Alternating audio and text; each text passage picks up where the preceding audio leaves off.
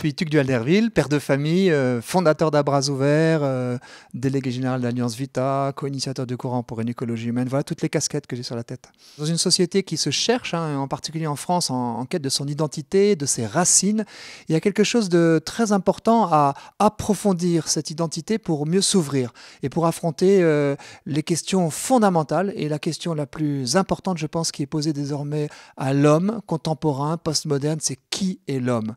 Quelle humanité voulons-nous léguer aux générations futures? Vulnérable, faite pour se donner et se trouver en se donnant, ou bien une humanité de toute puissance prométhéenne, technologique, ultra-technologique, programmable, reprogrammable? Et bien sûr, la réponse, pour moi, est dans la vulnérabilité, l'accueil de nos limites, nos chères et dures limites, ce corps sexué, ce temps compté, cette mort inéluctable qui est la marque de notre humanité et qui nous relie les uns aux autres dans l'interdépendance.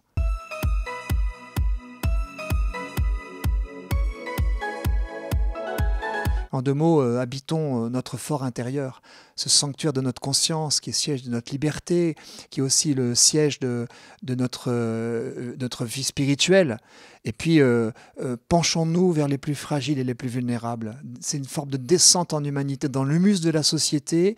Des pauvres, vous en aurez toujours. Et c'est donc au contact de ces marqueurs d'humanité que sont les pauvres, c'est-à-dire chacun d'entre nous aussi dans nos vulnérabilités, un peu comme des enfants inconsolables, toujours en quête de ce là-haut, parce que nous sommes tous nés d'en haut, eh bien, auprès des plus fragiles, on ne pourra pas se tromper. L'anthropologie, elle se vérifiera dans notre attitude face à ceux qui parfois nous dérangent, qu'ils soient migrants, personnes avec peut-être un handicap, des personnes âgées, nos proches qui peut-être n'en finissent pas de ne pas mourir. C'est toute cette humanisation qui va nous permettre de faire preuve d'humanité. Qu'est-ce que c'est que l'humanité? Faire preuve d'humanité, si ce n'est se pencher vers les plus fragiles, les plus faibles, pour soit leur pardonner, les soutenir, les aider, comme chacun d'entre nous en avons besoin, bien sûr.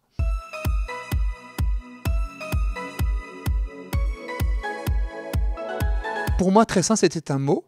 C'était aussi l'image du père Vandenborg que j'avais en tête, et puis d'un père devenu évêque au moment où il allait quitter ce foyer. Moi, ce que j'ai vu, c'est une famille, au fond, spirituelle, et qui a su tisser des liens de proximité et de respect mutuel et d'affection, visiblement avec des élus, pas tous croyants autour. Et ça m'a fait penser au monachisme dont Benoît XVI parlait au Bernardin, lorsqu'il expliquait qu'est-ce qui a fait l'Europe.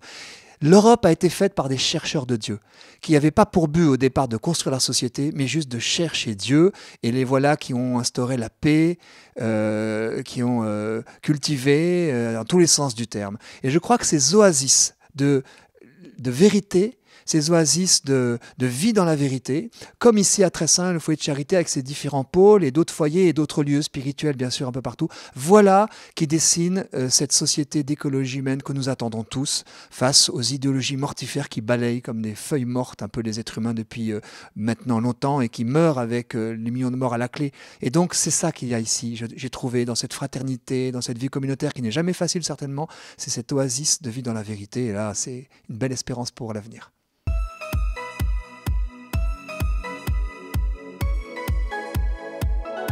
Je pense que je connais trop peu Marthe pour pouvoir être exégèse de sa pensée.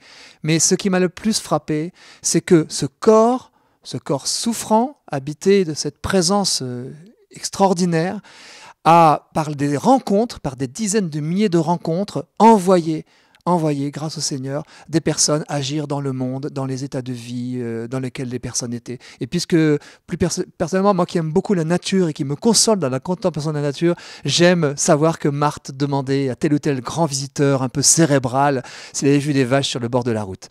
Parce qu'il y a quelque chose qui nous ramène à l'incarnation et cette France aussi paysanne dont elle est issue, c'est aussi à entendre comme étant ce lieu qui va nous incarner pour que nous soyons avec nos entrailles, avec notre histoire, comme cette part, la plus belle part de la création que nous sommes, nous les êtres humains, eh bien rester reliés à ce dont nous venons pour ne pas être des hommes hors sol et coupés de l'essentiel, non seulement de l'humanité, mais aussi de la source qui est Dieu. De ce point de vue, Marthe est un exemple pour tous. Elle avait cette espérance aussi dans la France, dans l'histoire de France. Et bien sûr, c'est un grand mystère, hein, sa vie, on pourrait dire presque eucharistique, hein, qui, je pense, n'en finit pas aussi de féconder cette bonne terre de France dans laquelle il y a beaucoup de choses très belles qui naissent. Donc merci aussi au foyer de charité qui entretiennent sa flamme.